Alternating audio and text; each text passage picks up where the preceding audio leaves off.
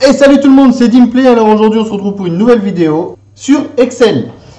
Alors aujourd'hui, je vais vous présenter comment exporter la page en cours selon une sélection définie en PDF en enregistrant directement depuis la racine d'enregistrement de votre classeur. Et vous allez voir, c'est super complexe.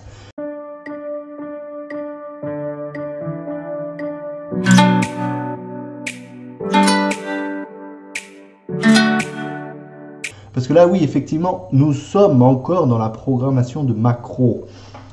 Donc, admettons que je veuille ouvrir un... Ouais, vas-y, je vais faire ça, vas-y. Allez, créer. Voilà. Admettons que je veuille faire ça. Je vois que chi, alors j'active les cadres et les machins et les bidules. Et que je veuille imprimer ça. Exporter ça en PDF. Pour ce faire, déjà, on va commencer par aller chercher sur le site internet un petit logo PDF. Le lien sera dans la description, bien entendu. Donc là, PDF, celui-là, il est bien joli. On va télécharger celui-là. Hop, hop, hop, hop, hop, hop. Voilà. Donc, insertion. On va déjà commencer par insérer le petit logo que nous avons téléchargé au préalable. On va le mettre ici. Et ce petit bouton-là, on va cliquer droite dessus et aller dans taille et propriété. Ensuite, un petit truc s'ouvre et vous allez cliquer dans propriété et désactiver imprimer l'objet. Parce que sinon, quand vous allez exporter votre PDF, il va être présent dessus et c'est pas forcément très beau. Donc là, on va commencer par la programmation. On va ouvrir, non pas ça. On va commencer par ouvrir un nouveau module et ouvrir une nouvelle variable. C'est parti mon kiki qu'on va appeler export-PDF. Là, il va falloir prévoir de la marge. Donc là, on va effectivement, parce que depuis tout à l'heure je dis variable, mais ça s'appelle pas une variable, ça s'appelle on s'en fout. Donc là, une variable, c'est ça. C'est quand ça commence par dim. Et là, le dim, je ne sais pas comment vous expliquer théoriquement, mais pratiquement, je saurais l'expliquer. Donc là, vous allez faire comme moi. Dim, nom PDF, as, string.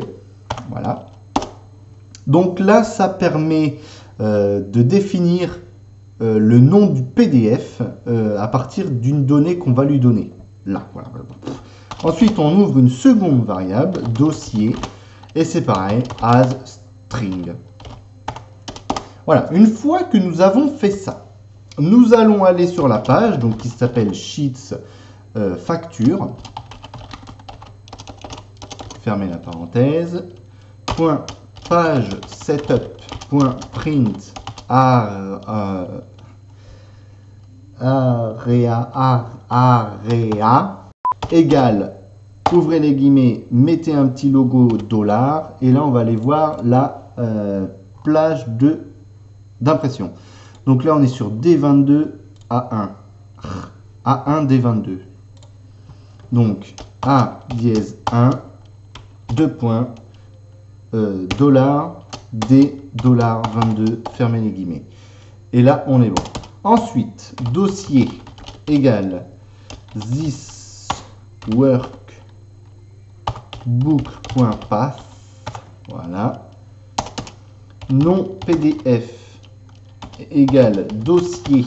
Donc du coup, c'est pour ça qu'on a nommé des variables, pour éviter de mettre à chaque fois le chemin complet des dossiers. Ça nous juste suffit d'écrire le nom de la variable que nous avons enregistrée avant le string pour pouvoir avoir directement les choses en cours.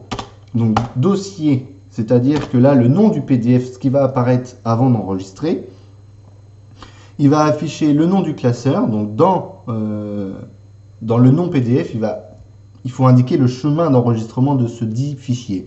Donc là, c'est pour ça que dans dossier, on a mis thisworkbook.path, ce qui nous permettra d'avoir le chemin d'enregistrement du classeur. Donc un chemin d'enregistrement, c'est par exemple c /user Windows / téléchargement ou download, un truc comme ça, et ce qui vous permettra d'avoir un chemin de fichier. Je ne sais pas si je suis clair, mais je vais m'exprimer autrement. Admettons le chemin de fichier de ce petit icône. Ici, on va le copier en tant que chemin d'accès. Où est-ce qu'il est le machin? Là, copier en tant que chemin d'accès. Et ici, si on colle l'adresse collée, ça nous donne ça. Tac, tac, tac. Vous enlevez les guillemets. Et ici, ça, c'est un chemin de fichier. Si j'appuie sur Entrée, ça va nous ouvrir directement le fichier en question. Vous comprenez maintenant? Je sais pas, mais voilà. Donc, oui, je le sais. Donc là, on a indiqué que le dossier, ça correspondait au chemin du classeur, et que le nom du PDF, donc c'était le chemin du classeur, donc dossier, et après vous y allez y ajouter un petit slash inversé, donc le chemin du classeur, et après, selon vos envies, vous allez y mettre, là, admettons, ici, on est sur la facture 100, donc B2. Facture 100, voilà, parce que si on met des dièses et des machins, ça va être un peu problématique. Et encore, je pourrais même faire ça et puis mettre FAD 158, 163. Ça sera beaucoup mieux. Comme ça, le nom de la facture, ça sera FAD 158 563, donc en C2. Donc là, et sheets facture tac tac point range C2 tac tac. Donc là, on n'a pas forcément besoin d'autre chose, à moins si vous voulez rajouter des noms, en fait, vous mettez et des petits apostrophes à chaque fois. Voilà. Là, on n'a pas forcément besoin, on veut juste le numéro de la facture. On peut peut-être éventuellement mettre le nom du client. Qu'est-ce que je fais? Le nom du client qui est là. Donc là, on va enlever le petit là, voilà. Donc en B5, on peut peut-être rajouter ça. Donc le et commercial. Sheets facture point range. J'ai dit B5. Voilà. Active sheet. Maintenant, c'est les propriétés d'exportation. Export as fixed format. Type égal. 2 points égal. C'est absolument important. XL type PDF. Point virgule, virgule tout court, file name égale nom PDF et point PDF, include doc properties, /true, open after publish. On va mettre false, on va aller le chercher après. False, voilà. Donc là, on a notre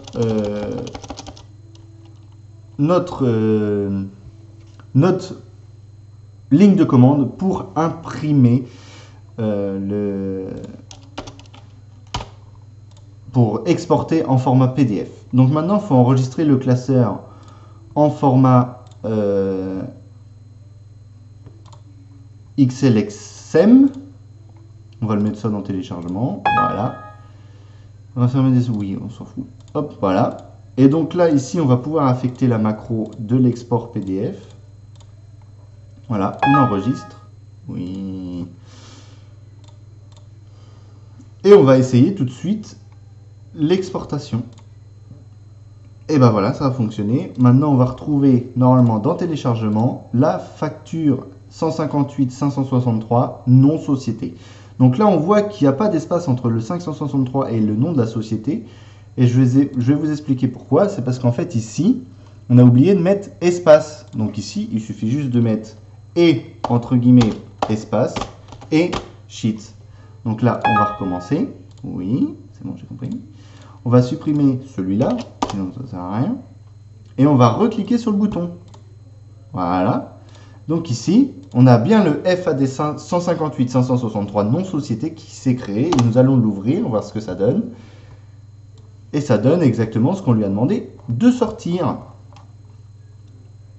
Donc après, si ça vous arrive ça, parce qu'on voit là que c'est éclaté au sol, en fin de compte, il suffit juste de faire de sélectionner ici, hop, parce qu'on voit déjà que la zone d'impression est faite. Vous faites imprimer, imprimer la sélection, mise à l'échelle, voilà, mise en page, marge horizontalement, verticalement, ça on s'en fiche, feuille, ok, vous faites ok, et là normalement si vous ressortez votre PDF, il devrait être parfait.